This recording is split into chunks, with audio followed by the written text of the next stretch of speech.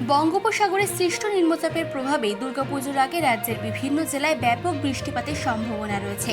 আলিপুর আবহাওয়া অফিসের পূর্বাভাস অনুযায়ী পূর্ব বর্ধমান, উত্তর ও দক্ষিণ 24 পরগনা এবং পূর্ব মেদিনীপুর জেলায় অতি ভারী বৃষ্টি হতে পারে।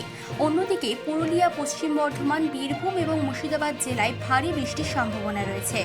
উত্তরবঙ্গেও পরিস্থিতি একই রকমই থাকবে। উত্তরবঙ্গের জেলাগুলিতে ভারী থেকে অতি ভারী বর্ষণের পূর্বাভাস রয়েছে।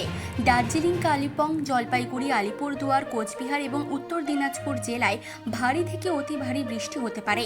দক্ষিণ দিনাজপুর এবং মালদা জেলায় ভারী বৃষ্টির সম্ভাবনা রয়েছে। পর্যাপ্ত বৃষ্টির ফলে মাইথন এবং পাঞ্চের জলধার থেকে জল ছাড়া হয়েছে। ফলে কংসাবতী, হলদি এবং রূপনারায়ণ নদীর জলস্তর বৃদ্ধির আশঙ্কা রয়েছে। ফলে বন্যার আশঙ্কাও বাড়তে পারে। বৃষ্টির কারণে পাহাড়ি এলাকায় ধসের সম্ভাবনাও বাড়তে পারে, যার কারণে ব্যাহত হতে পারে যোগাযোগ ব্যবস্থাও। তাই আবহাওয়া দফতর সকলকে সতর্ক থাকার আহ্বান জানিয়েছে। চিফ এডিটর জিতেন সরকারের রিপোর্ট, চেতনা বার্তা। জেগে থাকে, জাগিয়ে রাখে।